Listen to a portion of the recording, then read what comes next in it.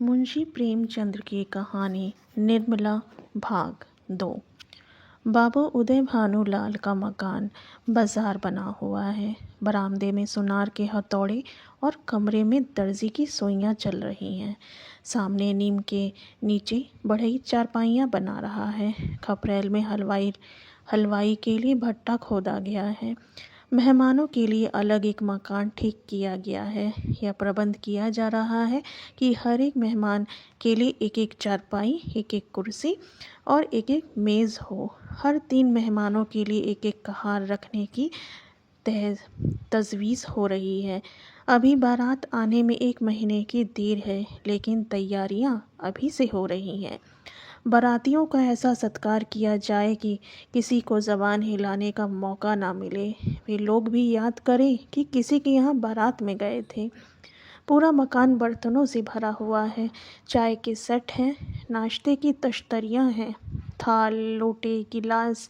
जो लोग नित्य खाट पर पड़े हुक्का पीते रहते थे, बड़ी तत्परता से काम में लगे हुए हैं। अपनी उपयोगिता सिद्ध करने का ऐसा अच्छा अवसर उन्हें फिर बहुत दिनों के बाद मिलेगा। जहाँ तक एक आदमी को जाना होता है, 5 दौड़ते हैं। काम कम होता है, हुल्लड़ अधिक। ज़रा सी बातों पर घंटों तर्क वितर्क होता है और अंत में वकील साहब को आकर निर्णय करना पड़ता है। एक कहता है कि यह घी खराब है, दूसरा कहता है इससे अच्छा बाज़ार में मिल जाए तो टांग की राह से निकल जाऊं। तीसरा कहता है इसमें तो हीक आती है। चौथा कहता है तुम्हारी नाक ही सड़ गई है। तुम क्या जानो घी किसे कहते हैं। जब से यहाँ आए हो घी मिलने लगा है, नहीं तो घी के दर्शन भी नहीं होते थे। इस पर तकरार बढ़ जाती है और वकील साहब को झगड़ा चुकाना पड़ता है। रात के 9 बजे थे।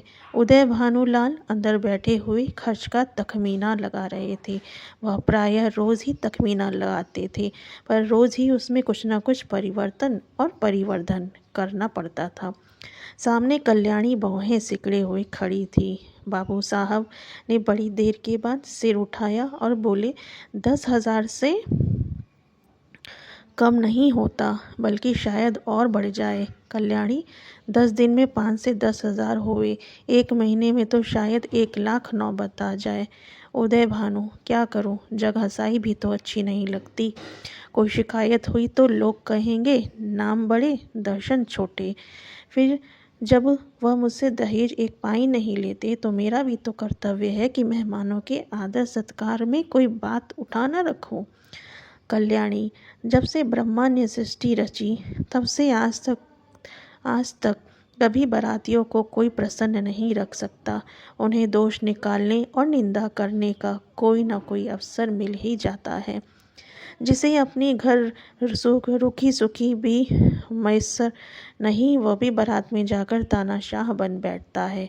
तेल खुशबूदार नहीं, साबुन टके सिर का जाने कहाँ से बटोर लाए। कहार बात नहीं सुनते, लालटेनें धुआं देती हैं, कुर्सियों में खटमल हैं, चारपाइयाँ ढीली हैं, जनवासे की जगह हवादार नहीं। ऐसी हज़ारों शिकायतें होती रहती हैं। उन्हें आप कहाँ तक रोकिएगा। अगर यह मौका ना मिला तो और कोई ऐब निकाल ले जाएंगे। भाई, यह तेल तो लगाने लायक ही नहीं है। हमें तो सादा तेल चाहिए। जनाब ने यह साबुन नहीं भेजा, अपनी अमीरी की शान दिखाई है, मानो हमने साबुन देखा ही नहीं। ये कहार नहीं, यमदूत हैं, जब देखिए सिर पर सवार रहते हैं। लालटेनें ऐसी भेजी हैं कि आंखें चमकने लगती हैं। अगर 10-5 दिन इस रोशनी में बैठना पड़े तो आंखें फूट जाएं। जनवासा क्या है, अभागे का भाग्य है जिस पर चारों तरफ से झोंके आते रहते हैं। मैं तो फिर यही कहूँगी कि बारातियों के नखरों का विचार ही छोड़ दो। उदय भानु, तो आखिर तुम मुझसे क्या करने को कहती हो। कल्याणी, कह तो रही हूँ, पक्का इरादा कर लो कि मैं 5,000 से अधिक न खर्च करूँगा। घर में तो टका है नहीं, कर्ज ही का भरोसा ठहरा, तो इतना कर्ज क्यों ले कि ज़िंदगी में अदा ही ना हो पाए। आखिर मेरे और भी बच्चे हैं, उनके लिए भी तो कुछ चाहिए।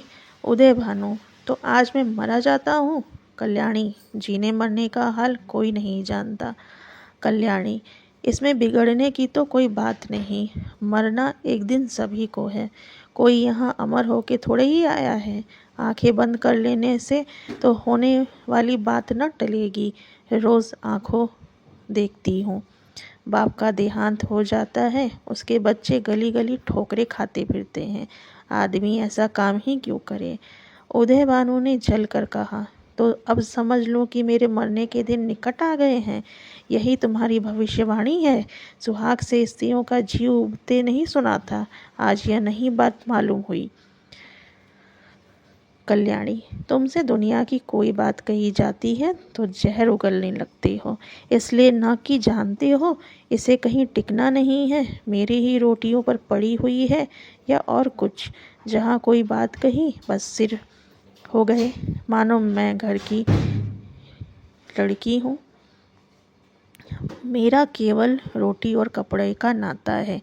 जितना ही मैं दबती हूँ तुम और भी दबाते हो। मुफ्त खोर माल उड़ाए, कोई मुंह ना खोले, शराब कबाब में रुपए लुटे, कोई ज़बान ना हिलाए। वे सारे कांटे मेरे बच्चों ही के लिए तो बोए जा रहे हैं। उदय भानुलाल, तो मैं क्या तुम्हारा गुलाम हूँ? कल्याणी, तो क्या मैं तुम्हारी लड़की हूँ? उदयभान, ऐसे मर्द और होंगे जो औरतों के इशारों पर नाचते हैं। कल्याणी, तो ऐसी स्त्रियां भी होंगी जो मर्दों की जूतियां सहती सहा करती हैं। उदय भानुलाल, मैं कमा कर लाता हूँ, जैसे चाहूँ खर्च कर सकता हूँ, किसी को बोलने का अधिकार नहीं। कल्याणी, तो आप अपना घर संभालिए, ऐसे घर को मेरा दूर से ही सलाम। जहाँ तक मेरा कोई पूछ नहीं, घर में तुम्हारी जितना अधिकार है उतना ही मेरा भी, इससे जो भर भी कम नहीं। अगर तुम अपने मन के राजा हो तो मैं भी अपने मन की रानी हूँ। तुम्हारा घर तुम्हें मुबारक रहे। मेरे लिए पेट की रोटियाँ की कमी नहीं। तुम्हारे बच्चे हैं, मारो या जलाओ, ना आँखों से देखूंगी ना पीड़ा होगी। आंखें फूटी, पीर गई। उदय भानु, तुम क्या समझती हो कि तुम ना संभालोगी तो मेरा घर नहीं संभलेगा? मैं अकेले ऐसे 10 घर संभाल सकता हूँ। कल्याणी, कौन? अगर आज के महीने दिन मिट्टी न मिल जाए तो कहना, कोई कहती थी। यह कहते कहते कल्याणी का चेहरा तमतमा उठा। वह चमक कर उठी और कमरे के द्वार की ओर चली। वकील साहब मुकदमे में तो खूब मीन मेख निकालते थे, लेकिन स्त्रियों के स्वभाव का उन्हें कुछ यूं ही सा ज्ञान था। यही एक ऐसी विद्या है जिसमें आदमी बूढ़ा होने पर भी कोरा रह जाता है। अगर वे सब भी नरम पड़ जाते और कल्याणी का हाथ पकड़कर बिठा लेते तो शायद वह रुक जाती, लेकिन आपसे यह तो हो न सका। उल्टे चलते चलते एक और चरका दिया। बोले, मैके का घमंड होगा। कल्याणी ने द्वार पर रुककर पति की ओर लाल लाल नेत्रों से देखा और बिफर कर बोली, मैके वाले मेरे तकदीर के साथी नहीं हैं और ना मैं इतनी नीच होगी उनकी रोटियों पर जा पड़ूं। उदय भानु, जब तब कहाँ जा रही हो? कल्याणी, तुम यहाँ पूछने वाले कौन होते हो? ईश्वर की सृष्टि में असंख्य प्राणियों के लिए जगह है, क्या मेरे लिए जगह नहीं होगी? यह कहकर कल्याणी कमरे के बाहर निकल गई। आंगन में आकर उसने एक बार आकाश की ओर देखा, मानो तारागण को साक्षी दे रही है कि मैं इस घर में कितनी निर्दयता से निकाली जा रही हूँ। रात के 11 बज गए थे। घर में सन्नाटा छा गया था। दोनों बेटियों की चारपाई उसी के कमरे में रहती थी। वह अपने कमरे में आई, देखा चंद्र भानु सोया है। सबसे छोटा सूर्य भानु चारपाई पर उठा बैठा है। माता को देखते ही वह बोला, तुम कहाँ गई थी अम्मा? कल्याणी दूर से ही खड़े खड़े बोली, कहीं तो नहीं बेटा, तुम्हारे बाबूजी के पास गई थी। सूर्य, तुम तली दई? मधु अतेले डर लगता था। तुम क्यों तली दई थी बताओ? यह कहकर बच्चे ने गोद में चढ़ने के लिए दोनों हाथ फैला दिए। कल्याणी अब अपने को रोक न सकी। मातृ स्नेह के सुधा प्रवाह से उसका संतप्त हृदय परिप्लावित हो गया। हृदय के कोमल पौधे जो क्रोध के ताप से मुरझा गए थे फिर हरे हो गए। आंखें सजल हो गई। उसने बच्चे को गोद में उठा लिया और छाती से लगाकर बोली, तुमने पुकार क्यों न लिया बेटा? सूर्य, पुतालता तो ता तुम धुनती न थी, बताओ अब तो कभी न दाओगी? कल्याणी, नहीं भैया, अब नहीं जाऊंगी। यह कहकर कल्याणी सूर्य भानु को लेकर चरपाई पर लेटी। माँ के हृदय से लिपटते ही बालक निशंक होकर सो गया। कल्याणी के मन में संकल्प विकल्प होने लगे। पति की बातें याद आती तो मन होता घर को तिलांजलि देकर चली जाऊं, लेकिन बच्चों का मुंह देखती तो वात्सल्य से चित्त गदगद हो जाता।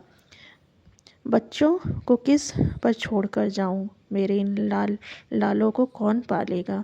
ये किसके होकर रहेंगे? कौन प्रातःकाल इन्हें दूध और हलवा खिलाएगा?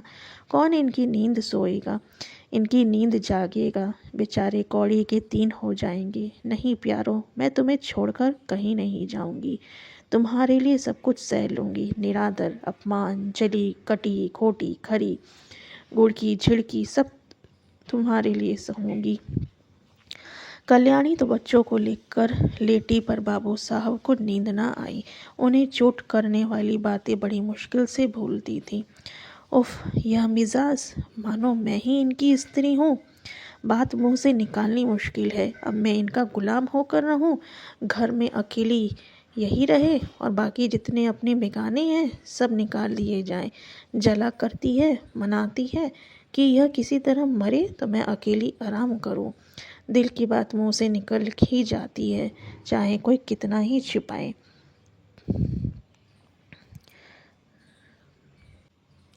कई दिन से देख रहा हूँ ऐसे ही जली कटी सुनाया करती है, मैके का घमंड होगा, लेकिन वहाँ कोई भी न पूछेगा। अभी सब आव भगत करते हैं। अब जब जाकर सिर पर जाएगी तो आटे दाल का भाव मालूम हो जाएगा।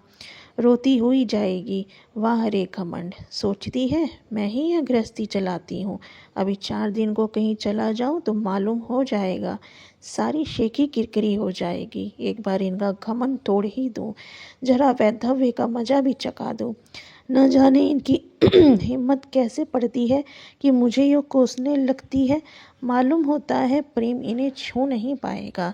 यह समझती है घर में इतना चिमटा हुआ है कि इसे चाहे जितना कोसो टलने का नाम न लेगा। यह बात है, पर यह संसार से चिमटाने वाले जीव नहीं है, जहन्नुम में जाए। यह घर जहाँ ऐसे प्राणियों से पाला पड़े घर है या नरक? आदमी बाहर से थका मांदा आता है तो उसे घर में आराम मिलता है, यहाँ आराम के बदले कोसने सुनने पड़ते हैं। मेरी मृत्यु के लिए व्रत रखे जाते हैं। यह है 25 वर्ष के दाम्पत्य जीवन का अंत। बस चली ही दूँ। जब देख लूँगा इनका सारा घमंड धूल में मिल गया और मिजाज ठंडा हो गया तो लौट आऊँगा। 4-5 दिन काफ़ी होंगे। लो, तुम भी याद करोगी, किसी से पाला पड़ा था। यही सोचते हुए बाबू साहब उठे, रेशमी चादर गले में डाली, कुछ रुपए लिए, अपने कार्ड निकालकर दूसरे कुर्ते की जेब में रखा, छड़ी उठाई और चुपके से बाहर निकले। सब नौकर नींद में मस्त थे। कुत्ता आहट पाकर चौंक पड़ा और उनके साथ हो लिया, पर यह कौन जानता था कि सारी लीला विधि के हाथों रची जा रही है। जीवन रंगशाला का वह निर्दय सूत्रधार किसी अगम्य गुप्त स्थान पर बैठा हुआ अपनी जटिल क्रूर क्रीड़ा दिखा रहा है। यह कौन जानता था कि नकल असल होने जा रही है, अभिनय सत्य का रूप ग्रहण करने वाला है। निशा ने इंदु को परास्त करके अपने सामंजस्य स्थापित कर लिया था। उसकी साम्राज्य स्थापित, उसकी पैशाचिक सेना ने प्रकृति पर आतंक जमा रखा था। सद्वृत्तियाँ मुंह छुपाए पड़ी थीं और कुवृत्तियाँ विजय गर्व से इठलाती फिरती थीं। वन में वन्य जंतु शिकार की खोज में विचार रहे थे। बाबू उदय भानुलाल लपके हुए गंगा की ओर चले जा रहे थे। उन्होंने अपना कुर्ता घाट के किनारे रखकर 5 दिन के लिए मिर्ज़ापुर चले जाने का निश्चय किया। उनके कपड़े देखकर लोगों को डूब जाने का विश्वास हो जाएगा। कार्ड कुर्ते की जेब में था, पता लगाने में कोई दिक्कत ना हो सकती थी। दम की दम में सारे शहर में खबर मशहूर हो जाएगी। 8 बजते बजते तो मेरे द्वार पर सारा शहर जमा हो जाएगा। तब देखो देवी जी क्या करती हैं। आगे की कहानी जानने के लिए सुनिए निर्मला भाग 3।